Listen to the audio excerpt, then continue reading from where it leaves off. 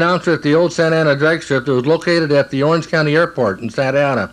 The Dragstrip was really nothing more than just an old abandoned taxiway where airplanes used to go to set their compasses because they wanted to get away from the metal hangars over at the airport. We'd like to dedicate this in the memory of the old Dragstrip that had its first meet on July 3rd, 1950, and closed the latter part of 1959. The Dragstrip was organized by C.J. Hart, Creighton Hunter, and Frank Stillwell. The first part you're going to see will be a professional shot video at LA International Raceway in Palmdale, commemorating the Santa Ana Drag. This was donated to me by Creighton Hunter. When we get into the movie end of it, please keep in mind it's amateur stuff, 8mm, no sound, no autofocus, no automatic anything. The films have been loaned out to quite a few different clubs and organizations, and some of the shots have scratch marks on them, but I think you'll, after you look at it, you'll kind of ignore the scratch marks and amateur photography and enjoy seeing drag racing as it was 35 to 40 years ago. Our first segment will be at International Raceway in Palmdale, California, and the commemorative meet for the Santa Ana. The first thing you see will be a commercial that aired about a month before the meet. The thrill of quarter-mile competition, just like the good old days. Race cars with the looks and sounds of the 50s and 60s.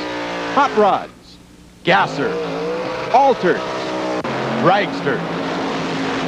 The best of the old mixed with a touch of the new. Nostalgia drag racing, the stars from the 50s. Dinosaurs alive and breathing fire. Thrilling race fans from Santa Ana to Bakersfield, from Lyons to Irwindale. Nostalgia drag racing. Tire-smoking runs that make vision impossible, make your ears ring, and leave the air smelling of nitro. Nostalgia drag racing. Don't miss the action. Saturday noon till 9, Sunday 10 till 6. Nitro is in the air. Palmdale, be there.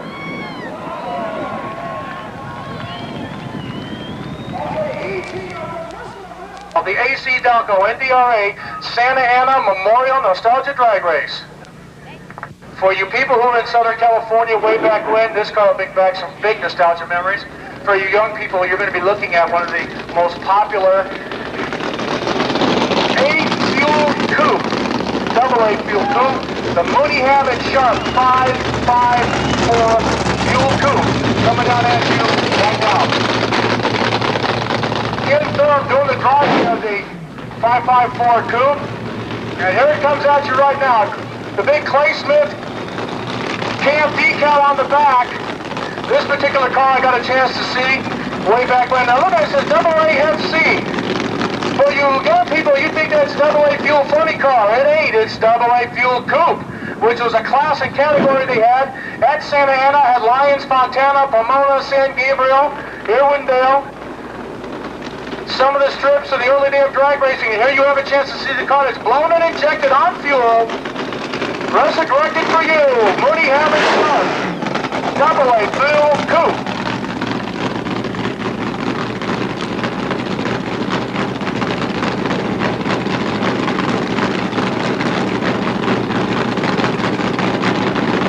Now check this car. Is this thing a gorgeous piece or what? I'm telling you right now, what you see is this car was just like this in the early days.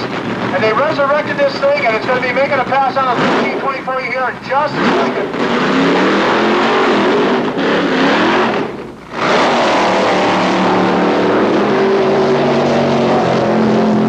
These are the tires that have track 10 thumb skips his foot in it, and are 1123 to 150 miles an hour.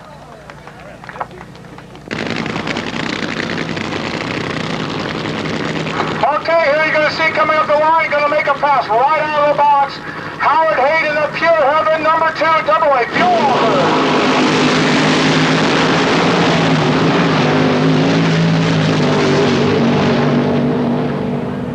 And Hay with a smoke all the way down a quarter mile with a 997, 172.01. Ladies and gentlemen, put your hands together, AA Fuel, Walter, Howard Hayden, and the Pure Heaven, number 2.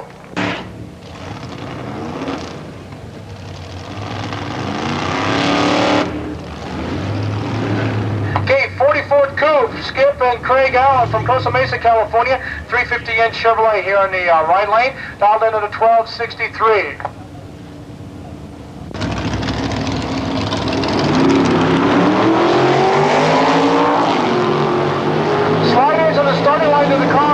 opposite side, at about 3/4 track, they're just about dead even. The slight edge going into the car in the left lane. Okay, the left lane gets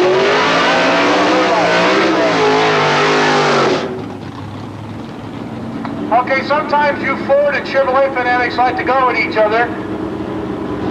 Handicap racing, still the same. Early model Ford, 1303, 55 Chevrolet down there to the 12 flat. Ford people see your car go first, and Chevrolet fans root for your car to catch you.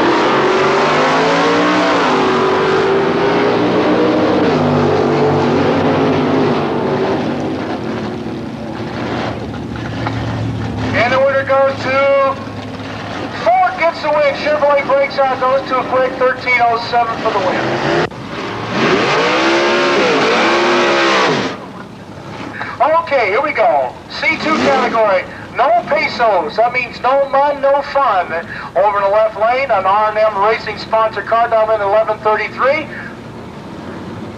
Chevrolet's a pair. Let's see, 1173 dial in for Frank Fedack's car.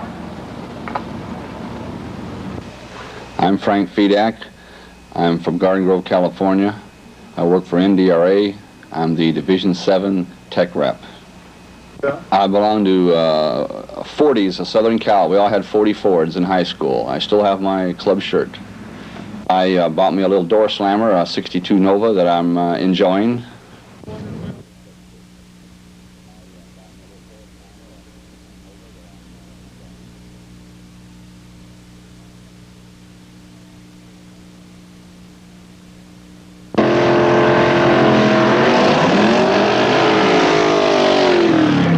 Talk about the old and the new.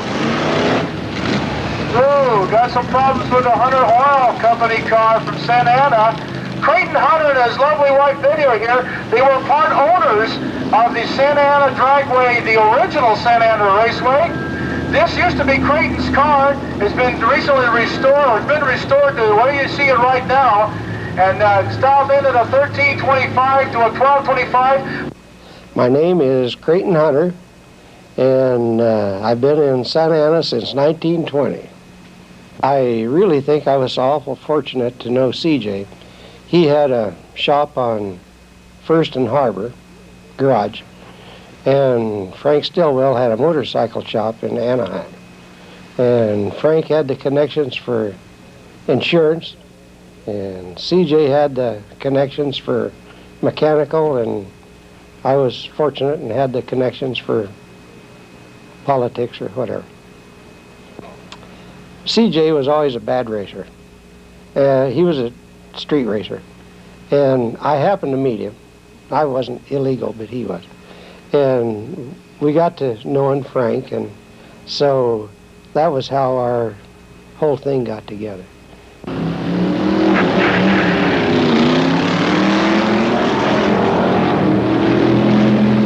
Now the Hunter Oil car having some problems. They ran to the 12s yesterday, but he's got it going, cranking on the wind light. J. Hart. I live at Lake Elsinore, California. Creighton Hunter and Frank Stillwell and myself got together, and Stillwell had the insurance, and Creighton had a lot of know-how. And we started one Sunday. I think we charged $50 if I remember right. And we finally got up to 90 cents. Then we went to $1 when they took the tax off. And then it just kept blossoming on, kept on going. And Creighton, he quit after some while. I don't know why, but he did. And Stillwell sold out in about 57 to me. Thanks to Steve Gibbs and Wally Parks, they asked me to come over and help them with NHRA. I've been there, and I'm almost close to 8 years. And I did have my last race last week ago today, Sunday coming up. So I quit. Yeah, but you said that before, that you quit. This time I mean it. Okay, Team Scott, Jim Scott, Canoga Park, California, 1971 Dragster 66 Chevrolet for an engine in the top eliminator category, 406 cubic inches. You talk about a veteran of the Dragster Wars.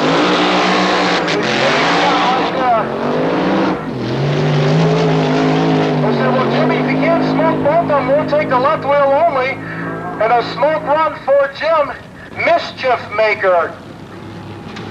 Father and daughter. The daughter here on the tower side with a little Bantam Roadster, small block Chevrolet, Dad driving the dragster.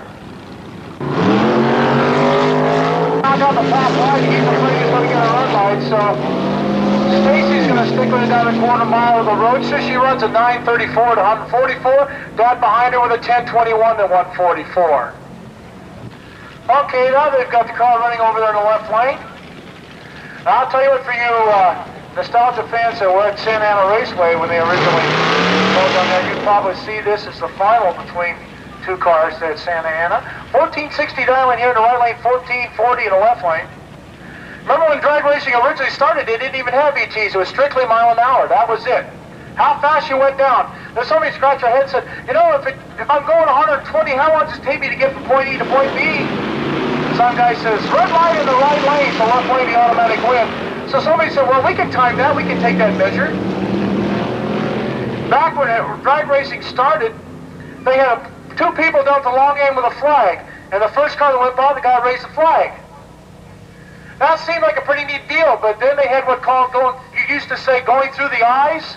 That had a whole different meaning back then. They lost a lot of good people to that.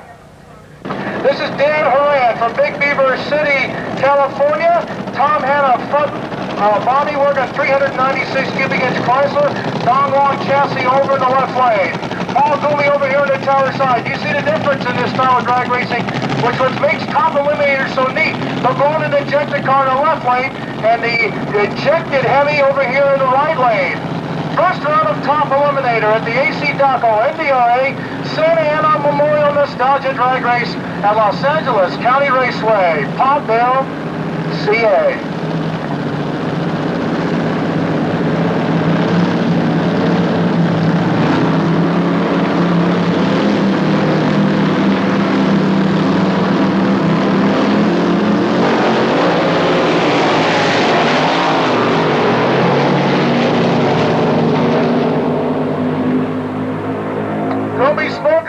Side by side through the lights. Gooby smoked him and got him from behind. A 908 to a losing but quicker 889. Ford AA fuel dragster, 392 cubic inches over the left lane. El Segundo Tire, sponsored machine. Dean Couch here on the tower side. Top eliminator category. Blown-in injected machines. The heroes of the sports of drag racing. The front-motored cars.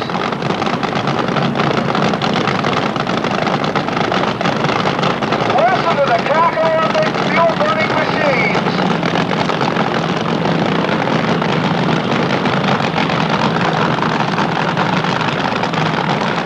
Jim Boyd in the left lane. Dean Couch in the right lane. Top eliminated.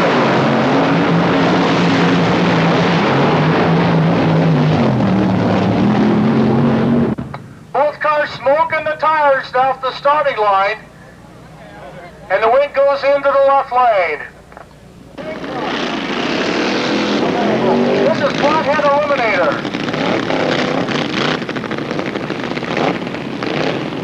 John Bradley, Mr. Flathead, over in the left lane. McCain and House here in the right lane. Now again, the Ford Flathead powered rear engine one, and this side, the conventional front motored Ford Flathead in the left lane. My name is John Bradley. I am from San Bernardino, California. My only connection with NDRA is that I just happen to be the record holder for both ends of the Flathead dragster system. I went a roaring 87 miles an hour the first time I ever sat in a dragster. But Colton, when it was running, was my home track. I won Top Fuel Eliminator there 57 times in a 2-year period with a Flathead. And I beat up on the Yankel Brothers Cadillac and the Cook and Bedwell Chrysler and all of the high-name cars. But in those days, they just couldn't catch that old flat motor. It was so quick, and they were smoking the tires. And it was a lot of fun. Eventually, their technology, they went by me, but...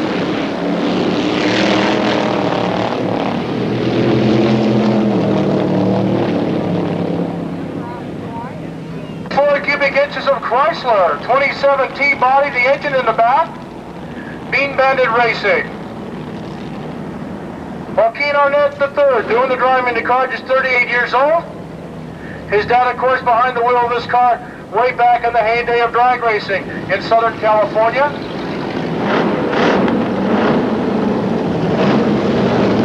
High gear car only. They didn't have the two-speed transmissions, so they run high gear only. I'm Juaquin Arnett, and I'm representing the Bean Bandits from San Diego. I think in our time we were one of the strongest racing clubs in Southern California. We covered most of the drag strips. I don't think there was a drag strip in California that we didn't go to a half a dozen times, and we enjoyed the racing, and we had a group of 30 guys that got together, and we're racing in Paradise, but we couldn't get enough. Art came down to Paradise, Mickey Thompson came down to Paradise, and Calvin Rice, a lot of the guys did, but we wanted to be more competitive, so we came up here. And probably in about 5 years of the Bean Bandits together, we pulled down into San Diego area more than 350 trophies in 5 years' time.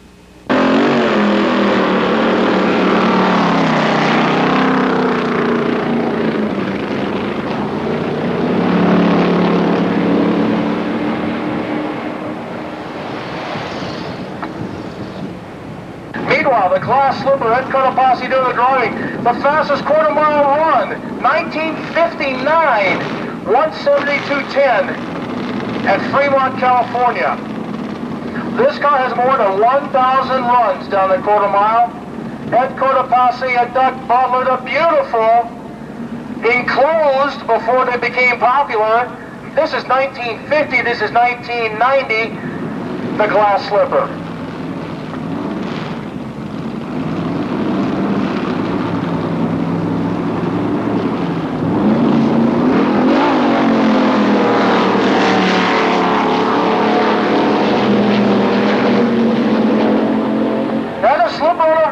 Down the quarter mile, 9:69, 1:58.03.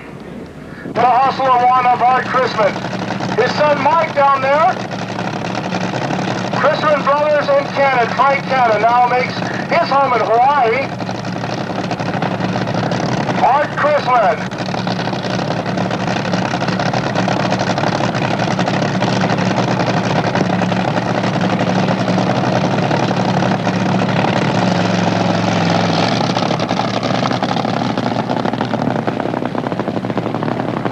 Hart Chrisman, Cypress, California. I drove out there in a 36 four-door sedan, and I had a lady friend with me, and I watched the guys run for a while, and I said, you know, I think I can run faster than those guys. And I came out there, and I sat, and the more I watched, the more I got it hooked, and I took my old sedan out there, and I ran 94 miles an hour with it.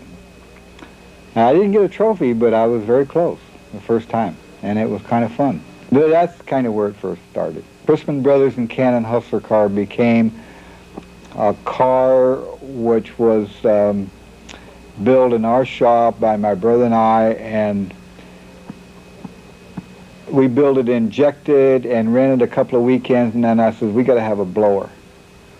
So the only blower you could get was like a 471 up on top. I don't think that's going to do it, so everybody else had that. So we went to a 671 up front, which Pop had made a drive for a 671, but you could only drive it 1-to-1.